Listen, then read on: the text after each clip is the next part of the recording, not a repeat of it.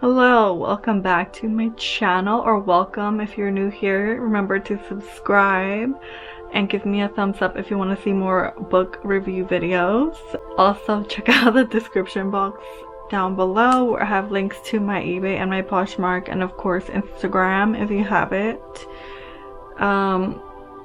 Today we're going to be talking about The Blade Itself by Jo Abercrombie.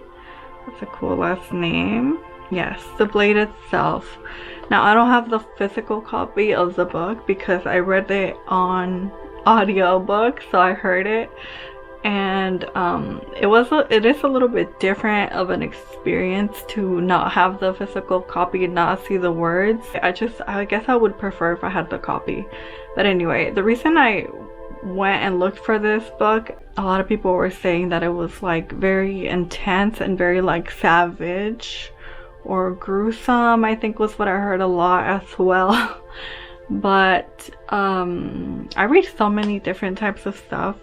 I read like classics like Brave New World, which has stuck with me, and that was a very bold book. I recommend that one. I should probably review it, but I would have to reread it. I like the Jo Abercrombie book so much, The Blade Itself, that I already listened to Before They Are Hanged, which is even better. His second book, the sequel, I guess, to The Blade Itself. Now this world is kind of set up in similar to the Fellowship of the Ring or the Lord of the Rings type of world. Before there are roads, before there are cars, it's kind of like medieval. People will call this grim dark because we are following guys that are not good. They are not like Frodo at all. So just because I'm comparing it to the Fellowship of the Ring or the Lord of the Rings, it's because of the time that it's placed in. And also there's monsters that kind of remind me of those weird trolls that evil wizard created in the Lord of the Rings. I forgot his name, the long white hair.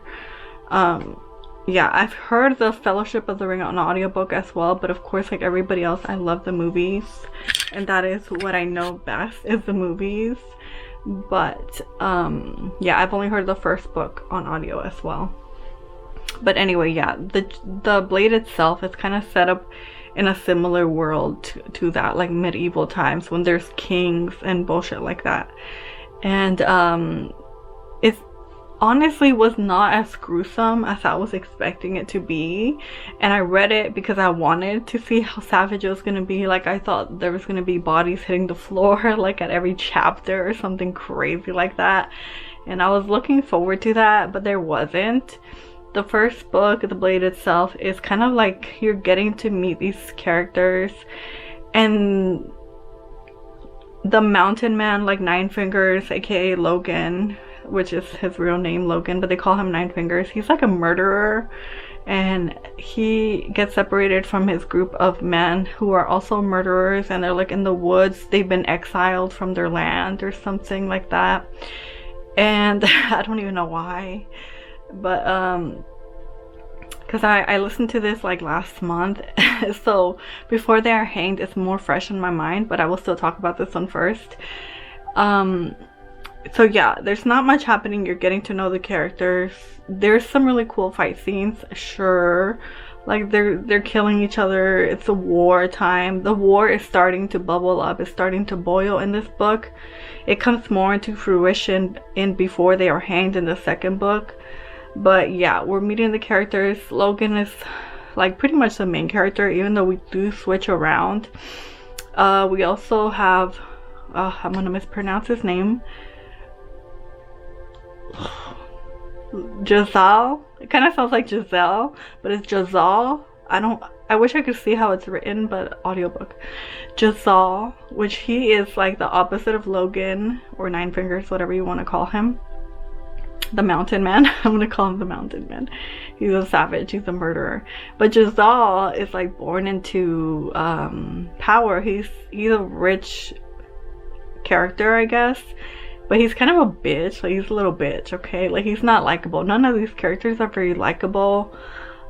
because they're not good per se. They're all assholes in a way, or murderers, or like savages in a way, because of the time. I think the medieval time that it's taking place in, I think that has a lot to do with why they are just killing, and like they need to survive. So it's like you kill or you get killed, okay? And Giselle is not experiencing that in this first book. He's like into this girl who is related to one of his friends that is like he's like a commander or something in the army, where he like tells troops what to do or whatever. His friend, I already forgot his name, West, his name is West. He's in the second book too. They both are.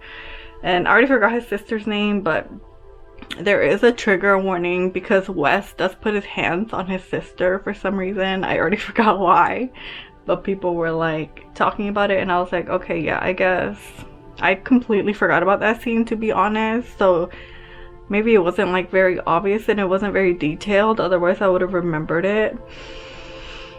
But yeah, Giselle likes her, and like I said, he's kind of like a little bitch. He's very whiny. He's very like, obviously he's not used to any hard life, so he's gonna be like that. He's attractive, so he's like very full of himself, like like a pretty boy, I guess.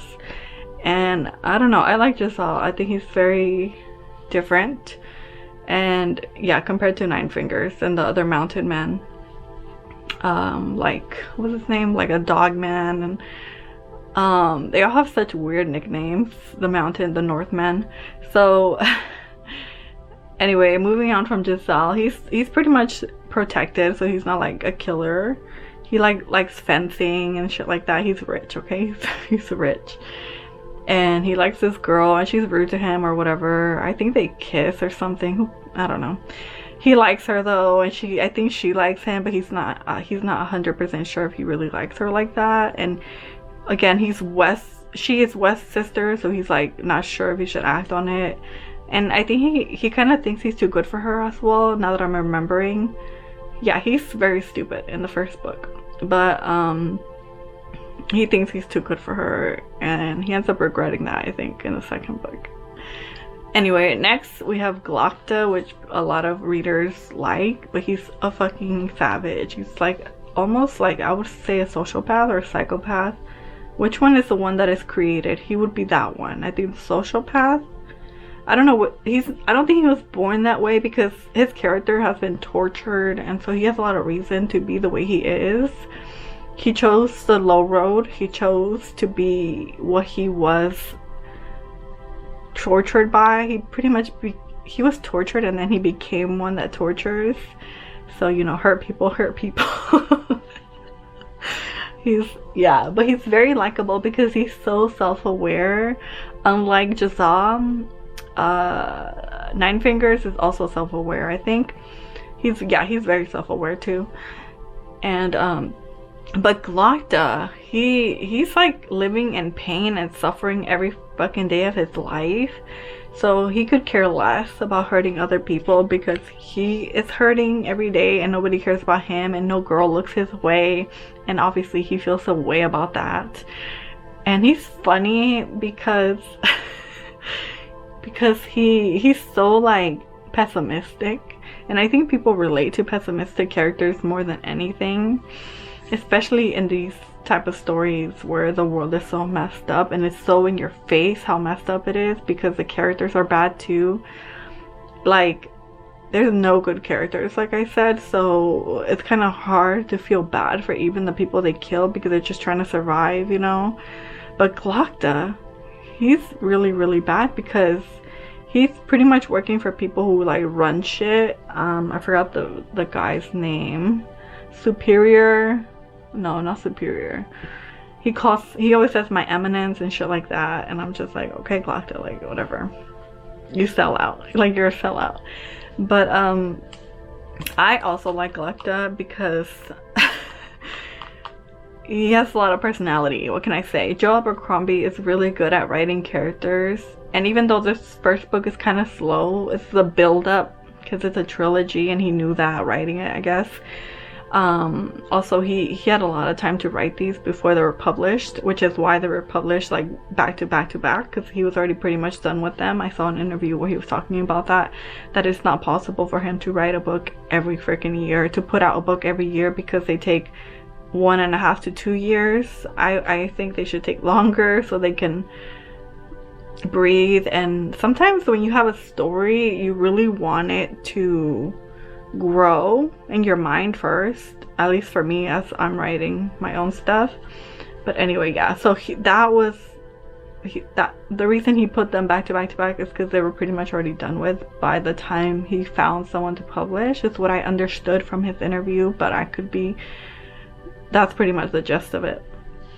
Anyway, so besides them three, I mean, we do have a wizard in here, which is why I kind of thought about Lord of the Rings so much, because we have a wizard, we have these troll animal things. They're going on a journey. The wizard has this whole idea that he hasn't really told them what the point of this is, but we meet Pharaoh as well in this first book, and I like her more in the second book. In the first one, I'm just like, whatever, like what is she doing here? And she gets better in the second book, I think. Not her attitude, but we just see more of her character, and I just like her too. She's likable as well, because her attitude is just so like, yes, like she's not taking no shit. She also has a very bad past, like most people. She has a very messed up past, and it kind of reminded me of one of my own characters. But I'm not gonna spoil that for you, because it's in the second book, her past. You go more into her in the second book. And so yeah, I don't remember how the book even ends, honestly, but I still recommend it. I would give it a 4 out of 5, which is really good. Joe Abercrombie, like I said, he's really focused on characters more than world building and other things like that, which I appreciate, because I find character development is so important, and it's the most valuable thing, interesting thing, in my opinion, as a reader and a writer. And yeah, so I recommend it if you like characters more than world building, because if you saw my Dune review, you know that I did not like that book, and that one was very strong with world building, which is not my favorite at all. And it was also very dry with the characters, and I didn't like it. But this one I really do like, and if you like Stephen King's writing, I think you will really enjoy Joe Abercrombie's writing, because they are so easy, and they're like good storytellers. I think the best storytellers don't need to use any fancy writing or big words, because you want the masses to understand and comprehend the story. So the way that Joe and Stephen King write, it's just so easy. I mean, they're not the only ones who are just so easy to read, and it's not that they're dumb at all. That's not what I'm saying. It's just, I think the smartest writers write in a way that most people can understand, you know what I'm saying? So that would be like the opposite to the Dune writer. I forgot his name already. Robert, or sorry, I don't remember. Also Anne Rice, she has very fancy writing that I'm just having a hard time getting into it with. I'm reading The Vampire Armand, but I've taken a pause on it because it's so slow. I'm go off on a tangent here. The review's over, but I'm currently reading The Vampire Armand, and I've heard Interview with the Vampire on audio as well, even though I do own Interview with the Vampire, but her writing is so fancy, is the word I will use, old-timey, gothic, that it's hard to read and get into and like enjoy, if you know what I'm saying. If you ever read Anne Rice, let me know how you feel about her writing compared to like Joe Abercrombie and Stephen King and whoever wrote Lord of the Flies, Brave New World, The Adventures of Huckleberry Finn. Those are all stories I love. They're classics as well. So if you read them and you want me to review them, let me know, because I want to, and I will. They're short stories. They're great. I recommend them.